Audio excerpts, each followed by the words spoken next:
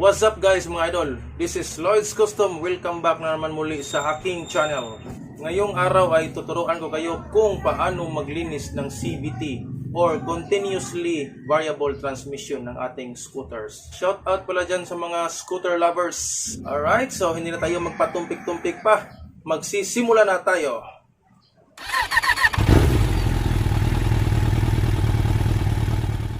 First thing to do is remove natin ang mga crankcase bolts. Gagamit tayo ng 8mm T-wrench. Kung meron kayong 8mm socket wrench ay pwede.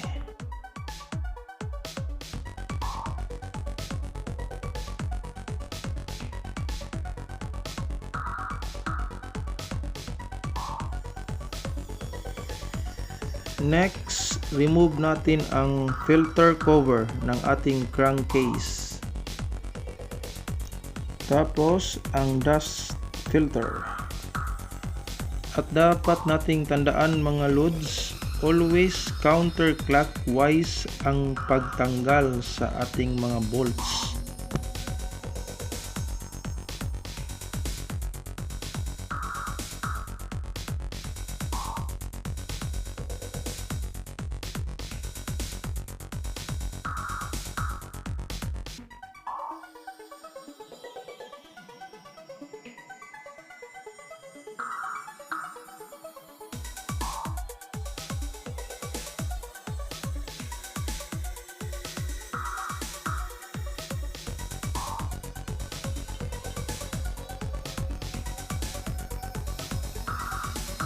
Pagkatapos, pwede na nating tanggalin ang crankcase cover.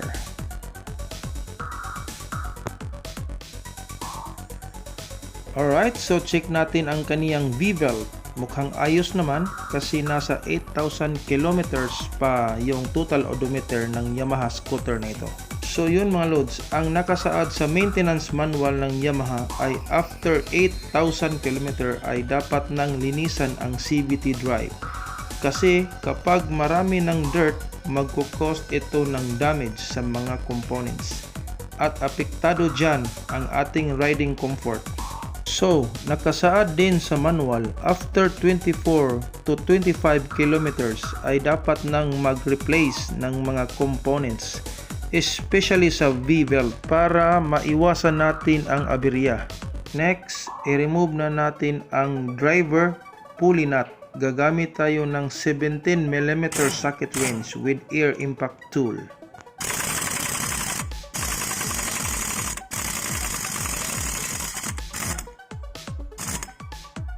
Next, tatanggalin natin ang driven pulley nut. Gagamit tayo ng 25mm socket wrench.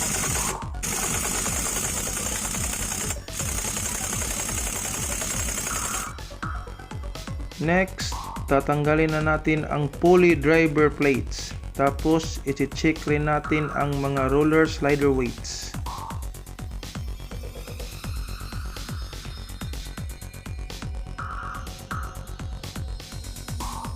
So, dito nakalagay ang mga roller slider weights. Alright, so i-check rin natin ang mga roller slider weights. Kung hindi ba na-deform, dapat bilog pa rin ang mga ito. So next, i-remove natin ang shafting at ang slider plate. Next, remove natin ang clutch housing tapos yung driven pulley assembly.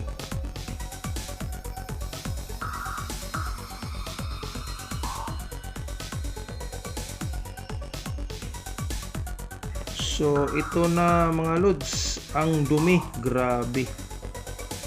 So ang gagamitin natin ay ang Kobe CVT cleaner. Mabibili po ninyo ito sa mga motor shop na malapit sa inyo.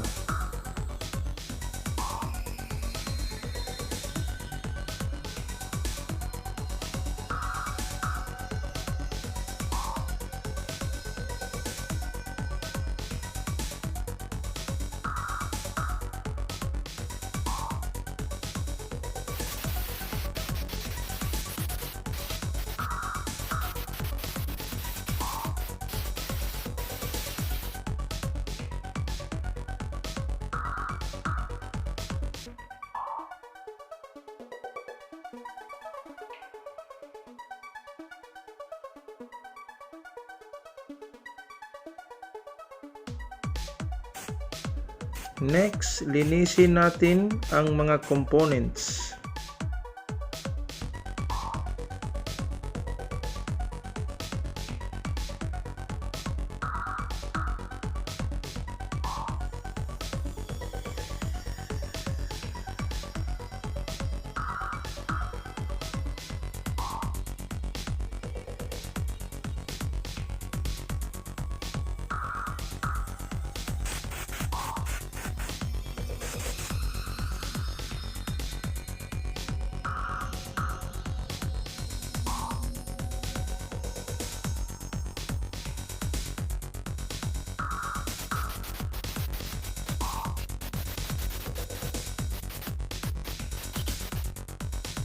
Pagkatapos ay may bearing po dito mga lods. Maglalagay tayo rito ng grasa para smooth ang kaniyang rotation.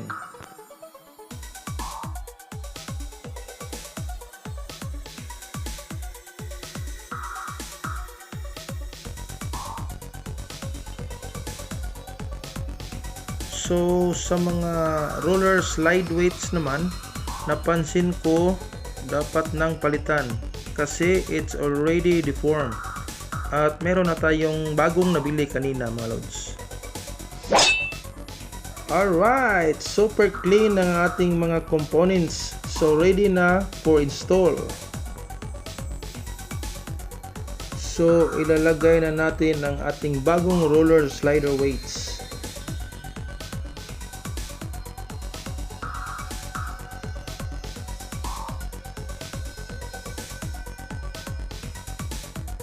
Tapos, isara na natin ang slider plate.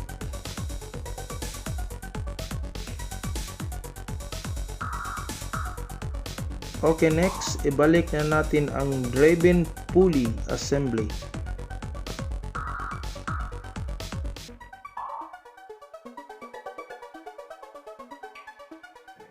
At tapos, ibalik na natin ang driver pulley.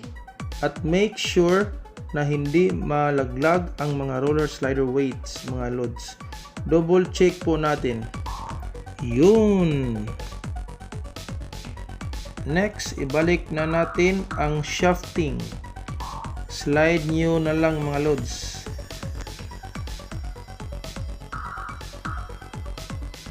Next, ating V-belt. Check po natin kasi meron po siyang direction arrow.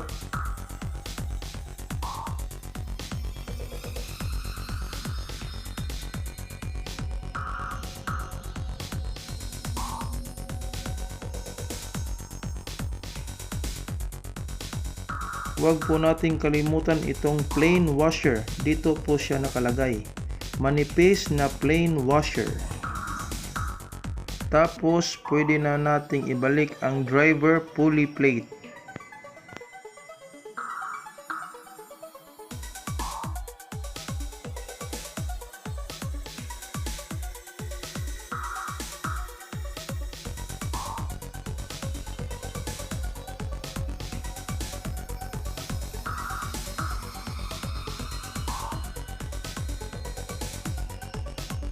Next, isara na natin ang clutch housing.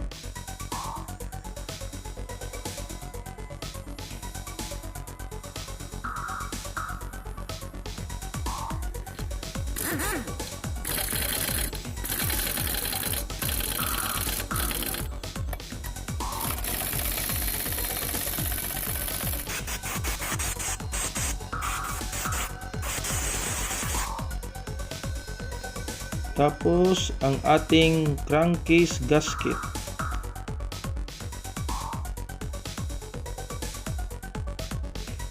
And next, pwede na nating ibalik ang nalinisang crankcase cover natin at ibalik ang mga bolts.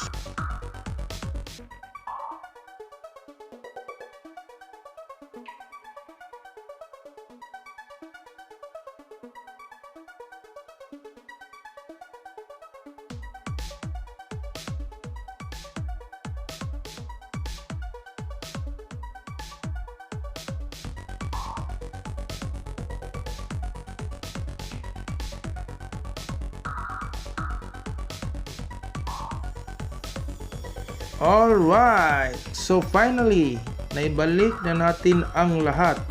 So this scooter is ready to ride. Oh yeah! So yun mga lods, sana meron kayong natutunan sa aking video tutorial. At sa may mga katanungan dyan, meron tayong hindi na-explain ng maayos, i-comment nyo na lang sa ibaba.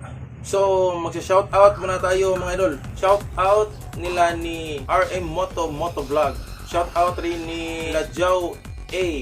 Shoutout rin ni Max Trips Motovlog. Cebu Motovlogger po yan mga idol. Shoutout din ni Francis TV Motovlog. And shoutout rin ni J Brogs. Hey mga ka-brogs. And shoutout rin ni Third Gear Motovlog.